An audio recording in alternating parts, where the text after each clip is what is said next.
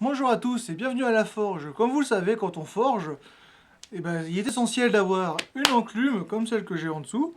Et du coup, comme il y a quelque temps j'ai fait une vidéo anatomie d'une forge, et bien aujourd'hui je vais faire une vidéo anatomie de l'enclume. Donc écoutez, je vais mettre ma caméra en place comme il faut, et on va voir ça tout de suite.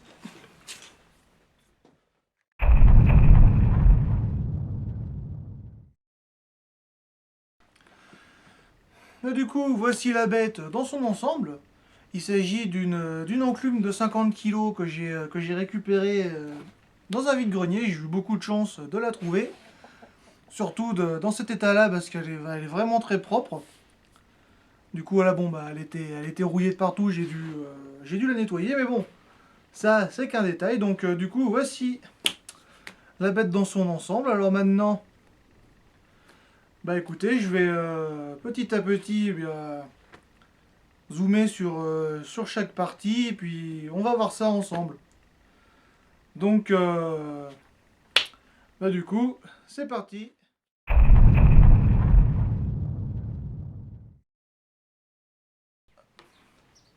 Donc, voici la table.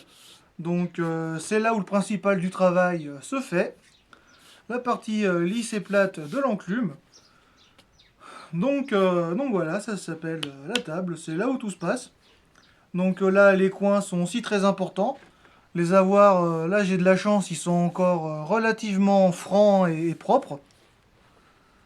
Donc c'est un peu moins le cas de l'autre côté, parce que c'est principalement de l'autre côté, là ici, que je travaille. Ça fait encore très largement le travail, et exactement ce que je veux. Donc c'est l'essentiel. Donc si jamais vous cherchez une enclume, essayez d'en trouver une avec des arêtes le plus prononcées possible. C'est vraiment ce qu'il faut. Donc voilà pour la table.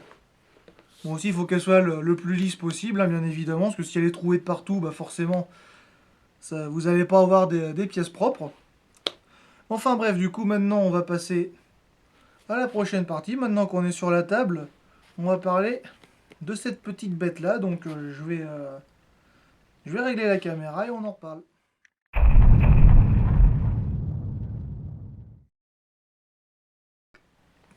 Donc voici le trou carré de l'enclume qui s'appelle l'œil. Donc dans cet œil, en fait il s'agit d'un trou carré dans l'enclume qui débouche, comme vous le voyez, de l'autre côté ici. Donc ce trou sert principalement à mettre à l'intérieur des outils, tout ce qui est tranchoir, etc. Donc malheureusement, moi, j'en ai pas à disposition. Tout ce que j'ai, que j'utilise en tant que tranchoir, vous l'avez déjà vu dans plusieurs vidéos, c'est une vieille tête de hache que je viens mettre dedans. Donc dans l'idéal, il faudrait que je retravaille cette partie-là et que je fasse en sorte qu'elle entre là et qu'elle ressorte par là. Donc voilà, c'est un truc que je ferai sûrement dans une vidéo, un de ces quatre. Maintenant que j'y pense, ça serait pas mal. Enfin bref. Du coup, voilà. Donc on va passer au prochain trou qui est le trou rond qui est de l'autre côté.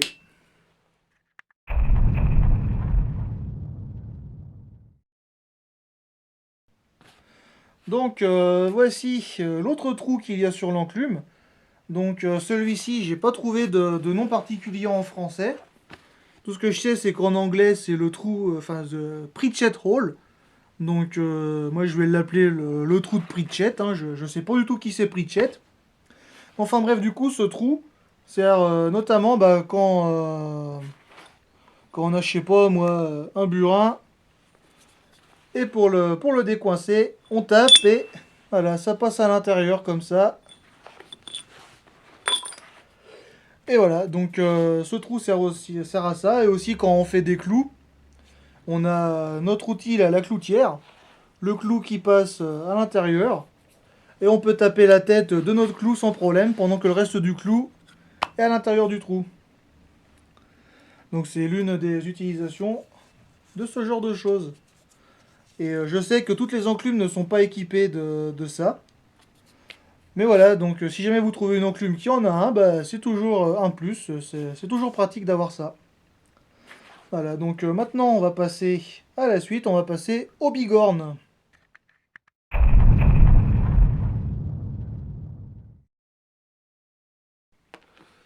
Hop, donc voici la première bigorne de mon enclume, la bigorne ronde. Donc vous la voyez souvent, hein, parce que forcément la bigorne est une partie essentielle de l'enclume, qui sert notamment bien, à enrouler des pièces ou même à les aplatir. Donc il faudra que je fasse une vidéo sur le sujet aussi, hein.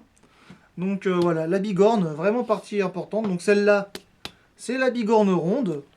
Et de l'autre côté, nous avons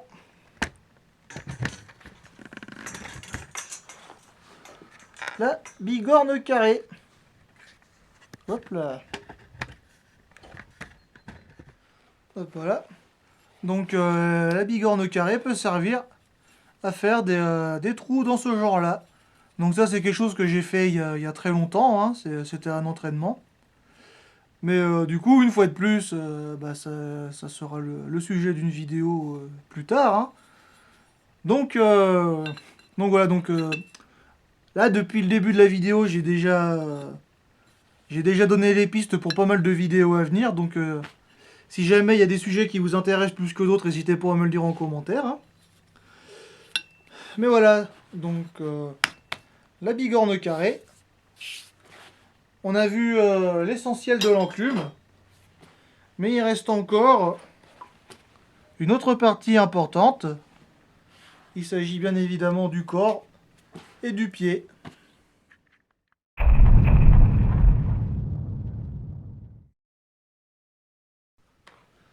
Hop, bon alors du coup, voici le corps de notre enclume. Donc généralement, sur l'une des faces est indiqué le poids de l'enclume. Donc là, bon c'est un peu effacé. Mais ici, enfin quelque part par là, c'est indiqué qu'elle fait 50 kg. Donc voilà, et aussi généralement les enclumes qui ont des marques comme ça, de ce que j'ai compris, ce sont des enclumes qui ont été moulées, c'est pas des enclumes forgées. Donc voilà, c'est aussi une bonne indication. C'est aussi là où on peut trouver la marque de l'enclume. Et c'est aussi bah, là où il y a le plus gros de la masse de l'objet. Et ensuite, eh bien, nous avons les pieds, qui bien évidemment permettent à l'enclume d'être stable et de tenir debout. Donc voilà, donc la mienne, il va falloir que je la cale un peu mieux que ça, hein. Parce que vu que des fois ça m'arrive de la déplacer pour aller notamment sur des marchés, notamment des marchés de Noël qui arrivent bientôt, je préfère avoir l'enclume qui tient un peu comme ça avec juste un morceau de ferraille pour pas qu'elle s'en aille dans toutes les directions, pour pouvoir facilement enlever l'enclume du billot et déplacer le billot ainsi que l'enclume séparément.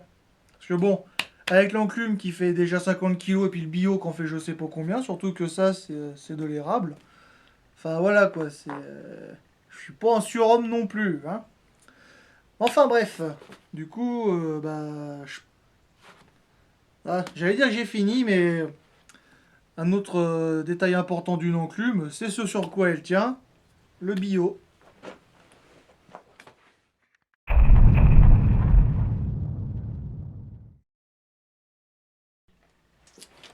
Et voilà, du coup, ben, voici le billot sur lequel est posé mon enclume avec tous mes marteaux à disposition. Voilà, généralement quand je tourne les vidéos, la caméra est de l'autre côté, donc moi je suis face au marteau, comme ça je les ai tous à portée de main. Enfin bref, du coup, le billot, important, il faut qu'il soit fait, il faut que ce soit un billot en bois dur, tout ce qui est chêne, érable, frêne, etc. Et si vous en avez la possibilité, le cercler, donc moi il faudrait que je lui en mette encore au moins un ou deux pour qu'il soit vraiment solide. Mais voilà, donc là pour faire ce cercle là, j'ai juste utilisé un vieux cercle de tonneau que j'avais récupéré dans une déchetterie, puis voilà, je l'ai mis autour. Donc voilà, donc maintenant, vous savez à peu près tout ce qu'il faut savoir sur une enclume. Donc l'enclume et le billot. Bah écoutez, du coup cette vidéo est terminée. J'espère que ça vous a plu. Si c'est le cas, eh bien n'hésitez pas à laisser un pouce bleu, un commentaire. Si jamais vous avez des questions, n'hésitez pas à les poser, j'y répondrai. Et si jamais ce que je fais vous plaît, Et ben, n'hésitez pas à vous abonner à la chaîne, hein, moi ça aide à la chaîne à se développer, et du coup ça me motive à faire plus de vidéos. Et voilà, donc si ça vous intéresse, j'ai aussi une boutique Instagram, j'ai un Instagram et une boutique Etsy, pardon, les liens sont dans la description de la vidéo. Voilà, bah, moi je vous souhaite une bonne journée, je vous dis à la prochaine, allez, salut tout le monde!